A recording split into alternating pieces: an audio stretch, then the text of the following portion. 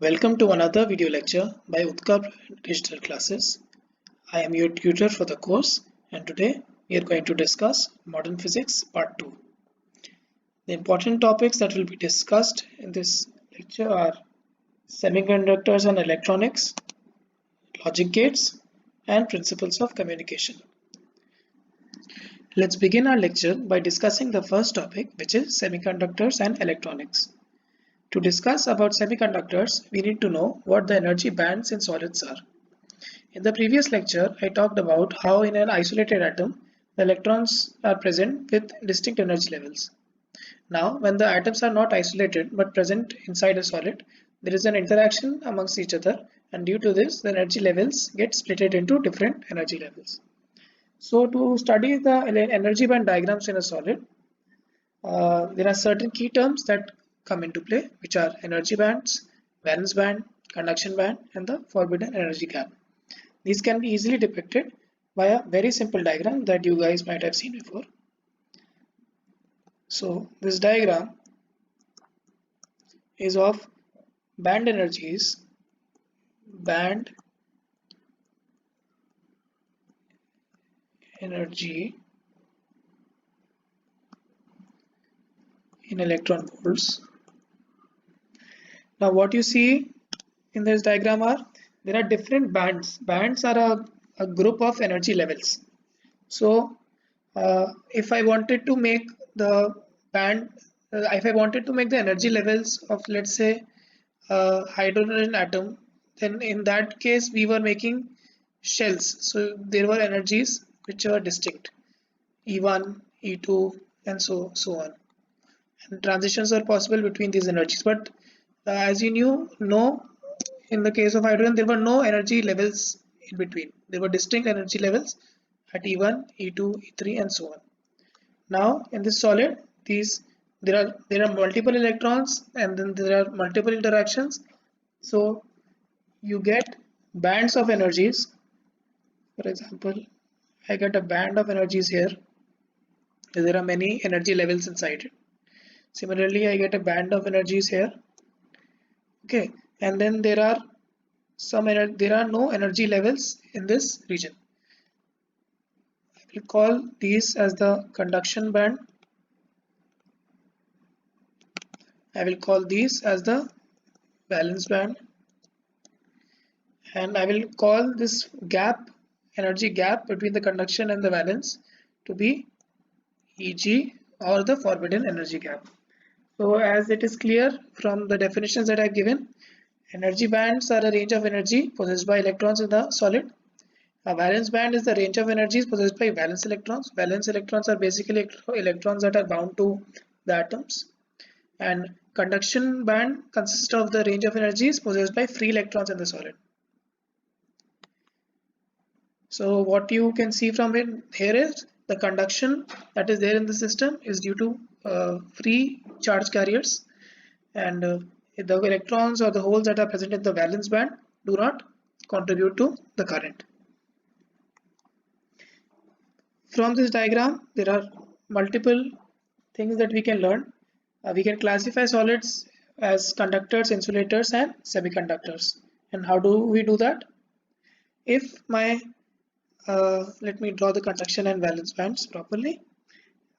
For the case of a metal, for metals, my valence band, let me call it V, and my conduction band C overlap with each other. So they overlap with each other. Let's say conduction band is given like this, and valence band was like this. So there is a region where there is overlap, and the Eg is equal to 0. There is no gap between the two. For this case, we say that the material is a metal. Now let's look at the case of an insulator. In an insulator, this thing happens where there is a finite energy gap between them. This is greater than 0. Okay, it's generally greater than 3 electron volts, not 0. It's generally greater than 3 electron volts. So there is no overlap between the two. And for semiconductors, there is an overlap, but this overlap is not much. It is close to 1 electron volt. So semiconductors are basically insulators, but the forbidden gap is slightly less than those of insulators. Another factual question that can come from this is that about the temperature coefficient of resistance, which basically means that if I increase the temperature, then for a conductor the resistance goes up, whereas for a semiconductor the resistance goes down, and so does for an insulator. So this you should remember, because this has been asked factually in some of the papers before. Now let's look at some more properties. So the first equation that I want to tell you guys is about the number of electrons reaching from valence band to the conduction band. So it is given by n is equal to a t to the power 3 by 2 exponential minus Eg by 2 kT, where k is the Boltzmann constant, a is just another constant, T is absolute temperature, and Eg is the energy gap between the conduction band and the valence band. If in a question you are supposed to find Eg, it's nothing but conduction band energy minus valence band energy. Okay, so you should remember this. And this formula has been asked in the papers before, so you can directly use this. If Eg is given to you and temperature is given to you, then you can easily find out the number of electrons reaching from valence to conduction. Next, we will look at the types of semiconductors that are there. These are majorly the intrinsic type and the extrinsic type. Before this, let's talk about what holes are briefly. So due to some external energy, temperature, radiation, when electron goes from your valence band to the conduction band, there is a vacancy of free electrons that is created in the valence band. Okay, so this vacancy has the same charge as electron but positive. So if the electron has a -1 charge, the hole will have a charge as positive. So this positively charged vacancy is what we will call as holes. And how do I say this? If this was my atom, like this was my solid consisting of many atoms, and for example these were the electronic bonds between them. Okay, with electrons in the bonds. Now when one of these electrons goes to the conduction band, okay, this area is free of that charge and this will behave as a hole. So what will happen is that the other electrons can easily jump to it. When this electron will jump into the hole, a new hole will be created here. Similarly, this electron can jump here, so a hole will be created. So in this fashion, the hole propagates through the material. Okay, so I'll just erase this, and then let's come back to our original topic, which was the types of semiconductors. So in an intrinsic semiconductor, the number of electrons is equal to the number of holes. However, when we try to dope the material, doping is a process in which you introduce another type of impurity inside your solid, and such that the impurity is of a similar size but it also bonds with the system. For example, I can look at a silicon lattice or a solid of silicon, but we can introduce an arsenic instead of a silicon as an impurity. And what this does is, if I try to make all the bonds, okay, now when I make a bond of arsenic and silicon, I have an extra electron left with the arsenic. Okay, now this is the basic process that happens. So because of this extra electron, this is able to move freely through the lattice, and thus this electron takes part in the conduction. So now let's look at the n-type and the p-type carefully. In the n-type semiconductors, the electrons are the majority charge carriers. And how are these formed? They are formed when the pure semiconductors such as silicon, germanium, etc. are doped by a pentavalent impurity such as P, As, Sb and Bi. Another type of extrinsic semiconductor is the p-type semiconductor. When does a p-type semiconductor come into place? This comes into place when a pure semiconductor like silicon or germanium is doped by a trivalent impurity such as boron, aluminium, indium and gallium. You should remember these things. Now for the paper, what is essential is the energy bands for the intrinsic type and the extrinsic type. So the energy bands is what I will draw next. For the intrinsic semiconductor, what we had was you had a valence band, a conduction band, and there were electrons jumping from their positions in valence band to the conduction band when some heat was given to the system or some radiation was provided or there was some external potential. So this is the process in a intrinsic semiconductor. So the number of electrons that are there in the conduction band are equal to the number of holes that are there in the valence band. So which is the case here. Now for the extrinsic semiconductor, let us talk about the n-type. What happens in an n-type is you have the valence band, you have the conduction band, but now due to a donor there is another energy level created. Remember that initially there were no energy levels here, so none of the electrons could occupy these states. Now due to a donor, there is a new donor impurity level. So what this means is, now if I have one electron at the same temperature, same time, there were two electrons jumping from here to here, but due to the donor impurity, there are some electrons already present at this level. You remember I drew a case of As and Si in which As had an extra electron. So those electrons are already at a higher energy. So they need only a minimum energy to go from their donor impurity level to the conduction band. So what you find is that in the charge carriers, the majority is of electrons, whereas holes are the minority charge carriers.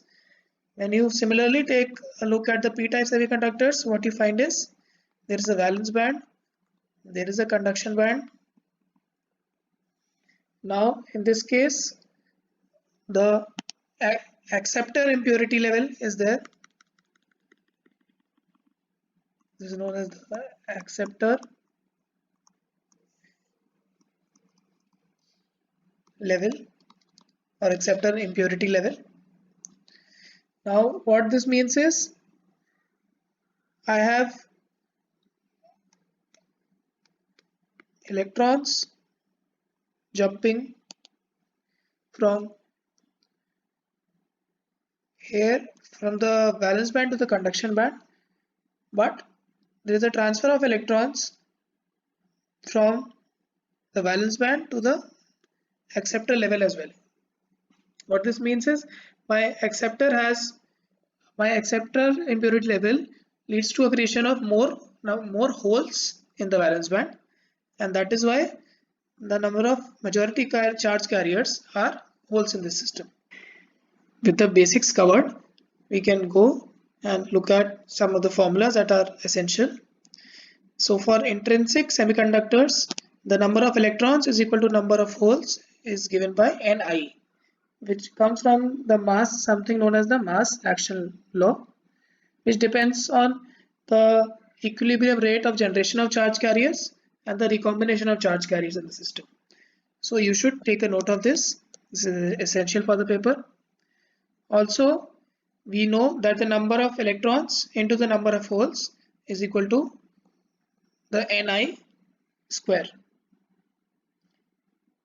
This is directly a consequence of the mass action law.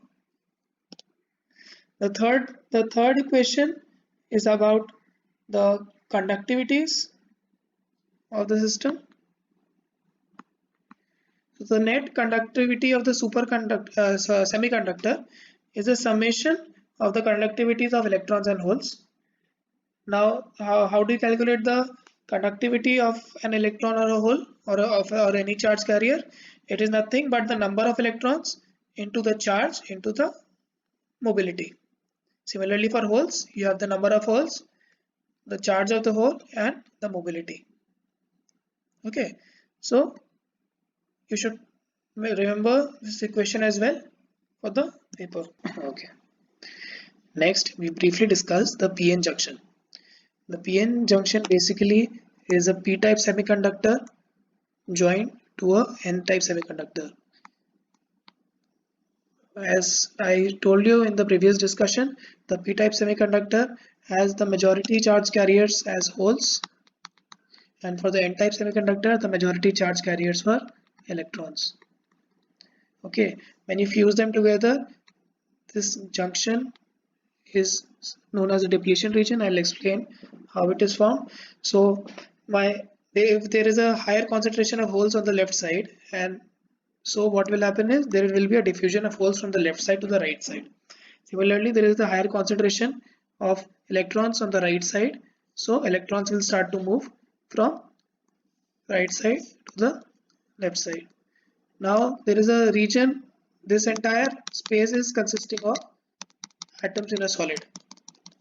Now as the atoms start to give away, or the holes start to move from the left side to the right, or the electrons start to move from the right to the left, what happens is there is a small range of atoms near the center or the place where it is joined, which are basically immobile ions. So the ions cannot move, but they have lost their electrons or the holes that were there close to them. So that is why they get a charge of their own. So for example, if I talk about this region, if my ion was initially like this and it had some hole around it, now when the hole has gone to the right side, okay, this is left with a net negative charge. This is now left with a net negative charge, but this ion cannot move. That is why they keep on piling up near the center. Okay, due to this pile up, what happens is there is an opposing force, or there is an opposing electric field generated in this small region. So the electric field is from the right side to the left side. So my electric field is such that this side becomes positive, this side becomes negative. So there is an electric field force on electrons on the right side, whereas the holes are pushed to the left side so that the diffusion process stops. This is the basic idea behind this, and we will call this central region as the depletion region. This region has a width of its own, and this depletion region leads to a potential barrier in the system. What this means is after these ions have been set up and there is an electric field set up in the system, then there will be no more diffusion of holes from the left side, from the p side to the n side, or of electrons from the n side to the p side. Okay, so if I could draw this graphically for you guys to understand, this would mean that if I take the depletion region here, if I draw the graph of the potential, I will see that it increases and reaches a value. Okay, this is known as the potential barrier, V0. Okay, it starts to increase on the p side okay, and it reaches its maximum value because this is the positive end, and this potential barrier does not allow any more flow of charge. So with this out of the picture, let's go down and look at some of the properties. So the diffusion current is from the P side to the N side, whereas the drift current is from the N side to the P side. If there is no biasing, the diffusion current is equal to the drift current. Note that the drift is due to the electric field of that is set up in the system. Let's go down. So this is how your PN junctions will look in the paper. The first case is of positive biasing or the forward biasing. The second case is of reverse biasing. In forward biasing, what happens is we apply a voltage V so that the P side becomes the positive side, or the P side is at a higher potential than the N side because of this battery. Okay, and the reverse bias case is when the P side is at a lower potential than the N side. What this means is that when the applied voltage is opposite to the junction barrier potential, the depletion width will decrease. So in this case, as I mentioned before, my potential which I call as VB, which was there inside the system, was in the left side. Okay, and for this case as well, it is in the left side. So inside the system, my potential is my electric field. Sorry, not there's no point in saying potential. My electric field is in the left side, whereas due to the external voltage that we apply, E external is in the right side.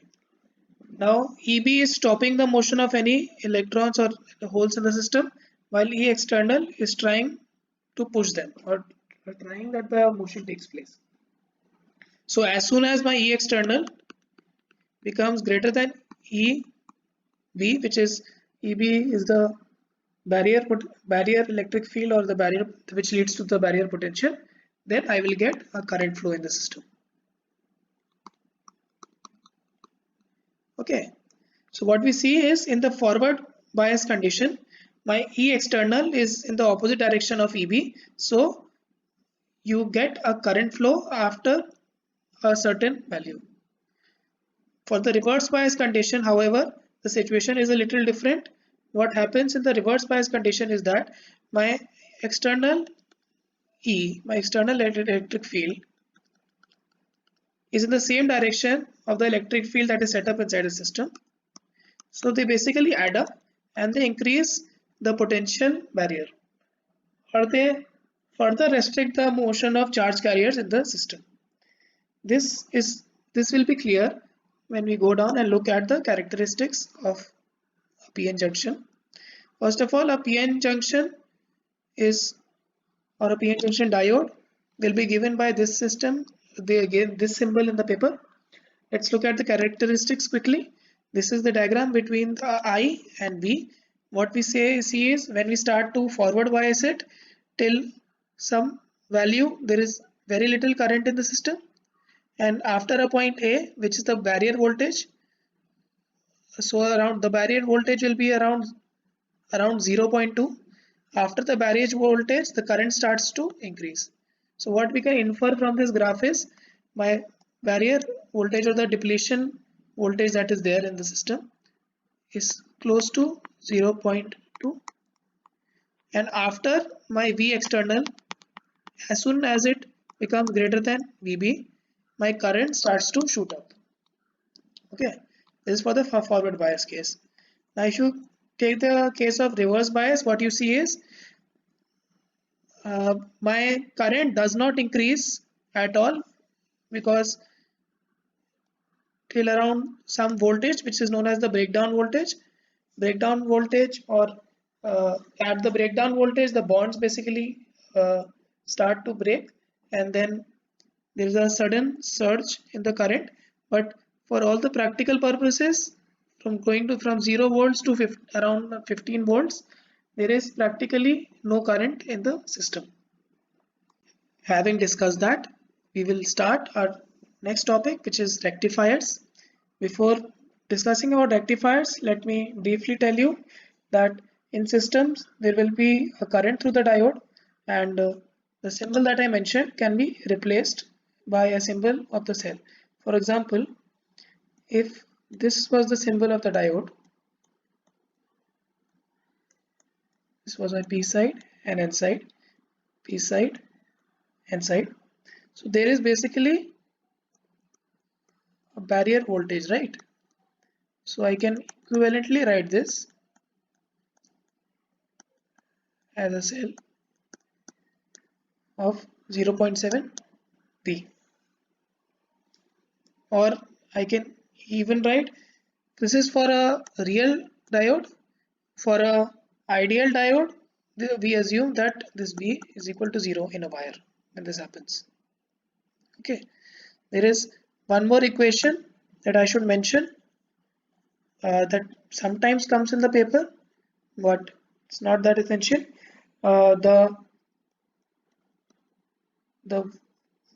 current through the diode is nothing but a leakage current into exponential of Vd by eta times At.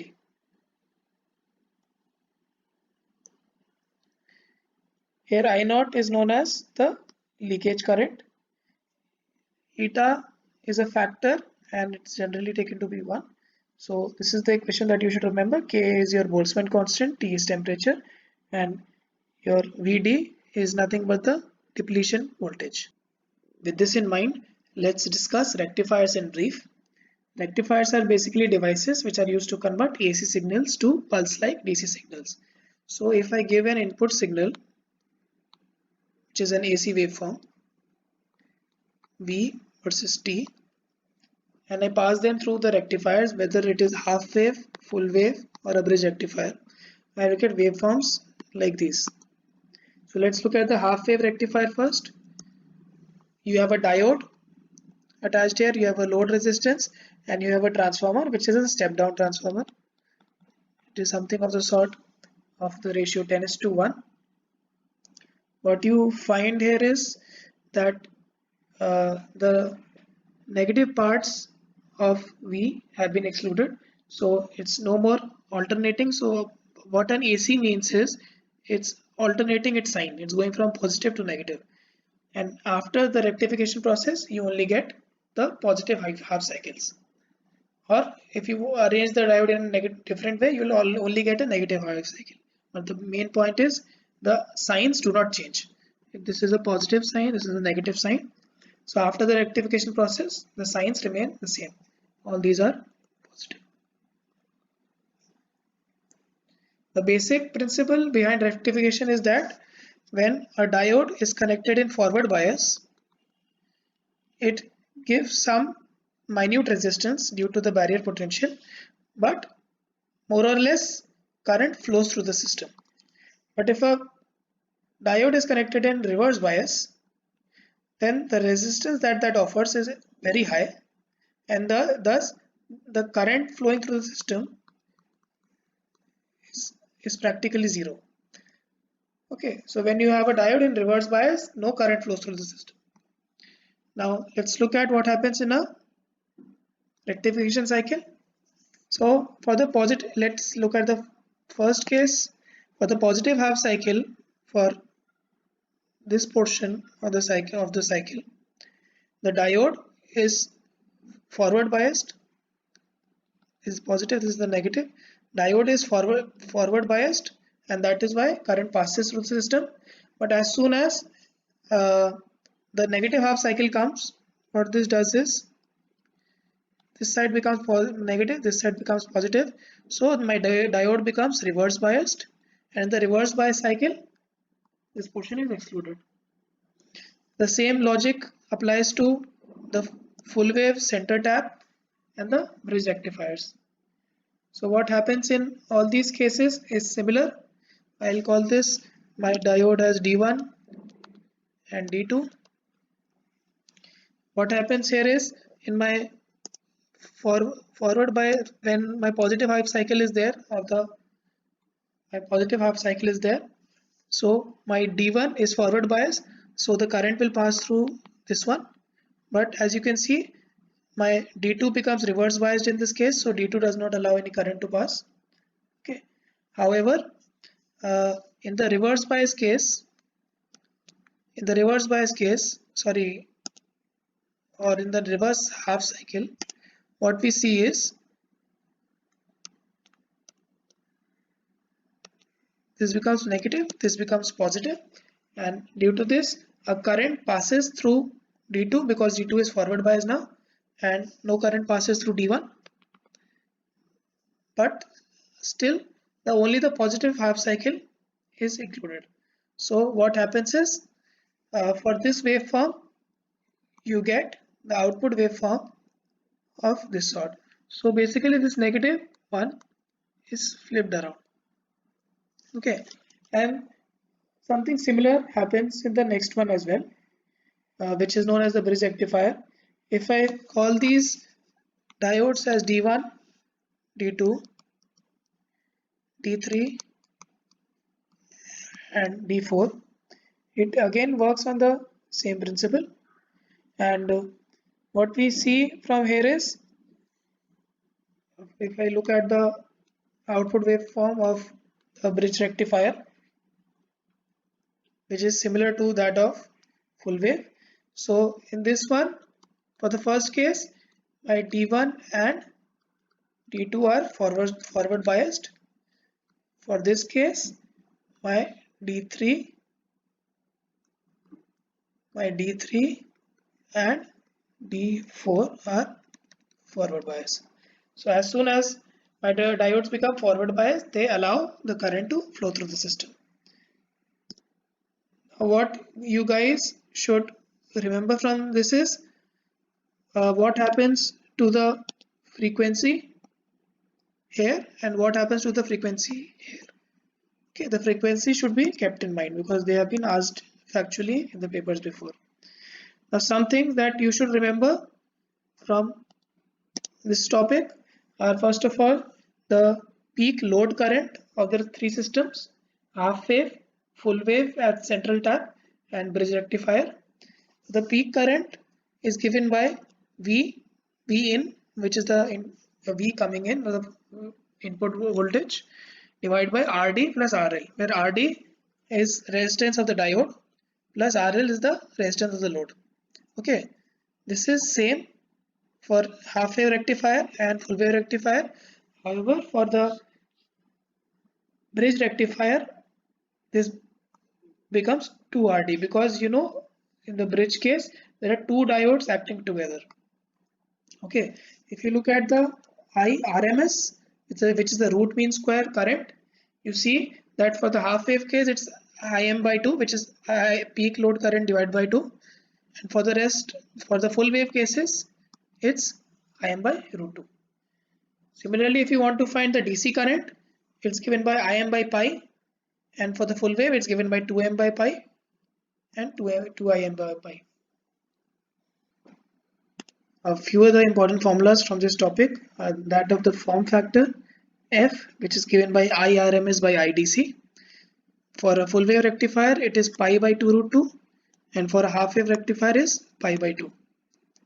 Okay. And another thing is something known as the ripple factor. The ripple factor is more important for the paper because there have been direct questions which ask you about the ripple factor of a rectification process. So it's given by IAC by IDC, which is nothing but root of IRMS by IDC square.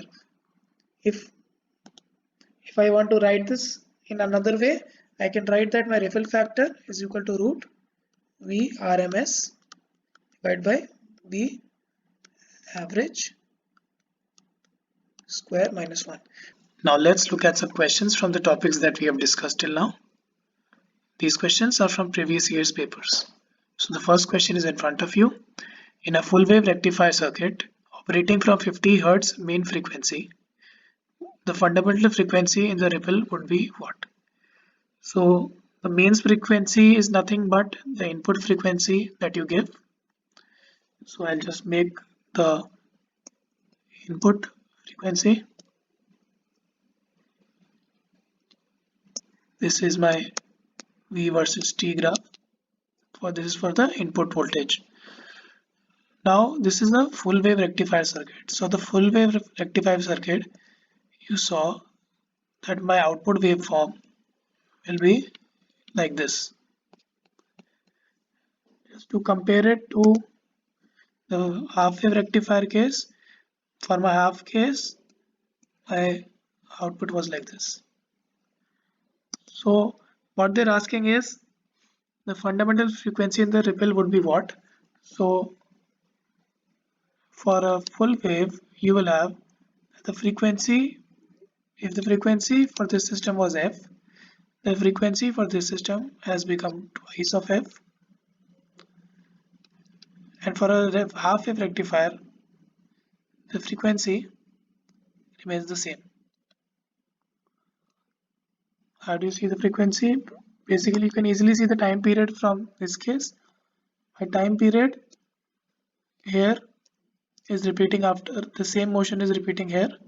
Okay, but in this case, the motion repeats at a shorter time. For my half wave rectifier, it's the same. Okay, so it's twice of this value, so I get 100 Hertz as the answer. Now let's look at some questions from the topics that we have discussed till now. These questions are from previous year's papers. So the first question is in front of you. In a full wave rectifier circuit operating from 50 Hz mean frequency, the fundamental frequency in the ripple would be what? So the mains frequency is nothing but the input frequency that you give. So I'll just make the input frequency. This is my V versus T graph. This is for the input voltage. Now this is the full wave rectifier circuit. So the full wave rectifier circuit, you saw that my output waveform will be like this. Just to compare it to the half wave rectifier case, for my half case, my output was like this. So what they're asking is the fundamental frequency in the ripple would be what? So for a full wave, you will have the frequency. If the frequency for this system was f, the frequency for this system has become twice of f. And for a half wave rectifier, the frequency remains the same. How do you see the frequency? Basically, you can easily see the time period from this case. My time period here is repeating after the same motion is repeating here. Okay, but in this case, the motion repeats at a shorter time. For my half wave rectifier, it's the same.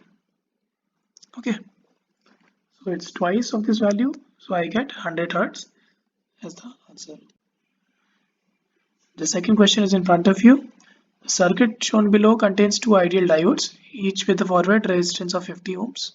If the battery voltage is 6 volts, the current through the 100 ohm resistance in amperes is given by which of the following values? So if you look at this circuit properly, you will see that D1 is in the forward bias condition. However, D2 is in the reverse bias condition because this is at a higher voltage. Okay, so this is the biasing. So D2 is in reverse bias condition, so there will be no current passing through D2. Okay, so essentially this entire branch is useless for us because no current is passing through it. Okay, so my equivalent resistance is nothing but 150 plus 50 600, because it's given that my diode has a forward resistance of 50. Okay, I'm going in this loop. So Req is given by this is equal to 300 ohms, and then you can easily find the current is equal to voltage by 300 is equal to 6 by 300 is equal to 0.02. Next, let's revisit Zener diode. A Zener diode is a diode which is highly doped and it is operated in the reverse bias condition. In the forward bias condition, it's similar to a normal diode. I will quickly draw the IV characteristics of a normal diode.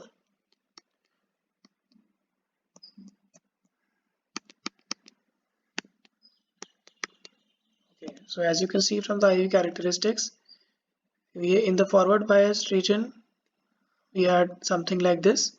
In the reverse bias region, the current did not increase till a certain voltage and then it started to increase. Okay, so what do we call these things?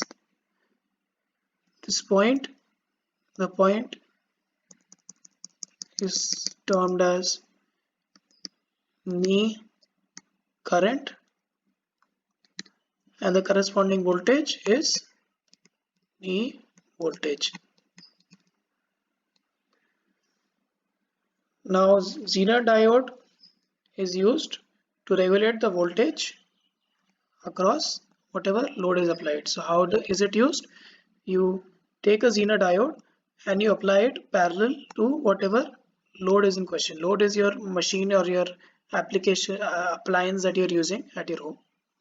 The symbol for Zener diode is given like this, where this is the P positive end, P end, and this is the negative end.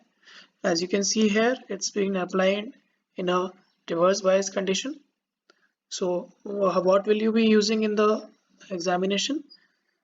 The current through this resistor R is IS. Some of it goes through the Zener diode IZ, and the rest of it goes through the load IL. So the only question that you should be concerned about is this. Okay, and the basic Kirchhoff's rule. Now what you should remember is, because initially this is in reverse bias condition, so we know that there is a fluctuating input in voltage. So if my reverse voltage or the knee voltage is, let's say, V0, okay, so till the voltage is V0, till the voltage is less than V0, this will act as a normal reverse biased diode, and it will thus have a resistance of infinity, and thus very less or no current will pass through it. But as soon as the voltage surpasses V0, if my V is greater than V0, okay, I'm talking in the negative sense only, in the reverse bias case. In the reverse bias case, if V is greater than V0, then what will happen is my diode will go into the breakdown region, and thus all the excess current will pass through the Zener diode. In order to cement our understanding of the Zener diode, let us look at one of the previous year's problems. The figure represents a voltage regulator circuit using a Zener diode. The breakdown voltage of the Zener diode is given as 6 volts and the load resistance is given as 4 kilo ohms. The series resistance of the circuit is given as 1 kilo ohm. Now they ask you, if the battery voltage VB varies from 8 voltage to 16 voltage, what are the minimum and maximum values of the current through the Zener diode? To simplify the problem, let me first make the circuit diagram again. You have variable voltage VB here. There is a resistance of 1 kilo ohm present on top. Then you have a Zener diode in reverse bias condition. Then you have a load resistance, which is RL, and it is given that the breakdown voltage of the Zener diode is 6 volts. Now what does the breakdown voltage imply in our situation? It means that whenever VB will be greater than the breakdown voltage, which is 6 volts, my Zener diode will be in the breakdown region. Breakdown region. What happens in the breakdown region? My voltage remains constant while my current increases. Okay, you should just remember this from the characteristics of a diode. Now, how do I apply this in this situation? If in the question it's given VB varies from 8 to 12, so we know that both of these values are greater than 6. So throughout the process, it's in the breakdown region. What that means is the voltage across the diode, which implies the voltage across the load because they are in parallel, both are equal to 6 volt. Okay, now I know 6 volts and I know the resistance RL, so I can easily write IL is equal to 6 by 4 kilo ohm, 6 volt by 4 kilo ohm. Okay, that implies IL is equal to 3 by 2 milliampere. IL is the load. Let me draw the resistances, all the currents here. I will call this current IS. I will call this current IZ, and this was IL. So we have found that IL is equal to 3 by 2 milliampere. We need to find what is the maximum and minimum values of the IZ as you vary the voltages. So what should be the next step? The next step is applying the equation IS is equal to IZ plus IL. Okay, this is from Kirchhoff's rules. So here we have already found IL. So IZ is equal to, IS is equal to IZ plus 3 by 2.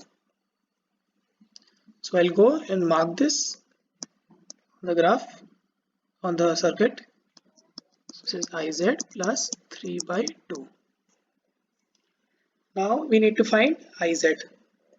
So for doing this, we will draw a Kirchhoff's loop here. So drawing a loop here, what do you get? You get VB minus IZ plus 3 by 2 into 1 kilo ohm, and then the voltage drop across the Zener diode is 6 minus 6 is equal to 0. Okay, what this means is my IZ, if I take IZ on the left side, I have IZ plus 3 by 2 into 1 kilo ohm is equal to 6 minus VB. 6, or there is a negative sign. There is a negative sign here as well. Okay, this implies that let me choose VB. For the case of VB is equal to 8 volts. For this condition, I find that my IZ is equal to 8 minus 6 minus 3 by 2,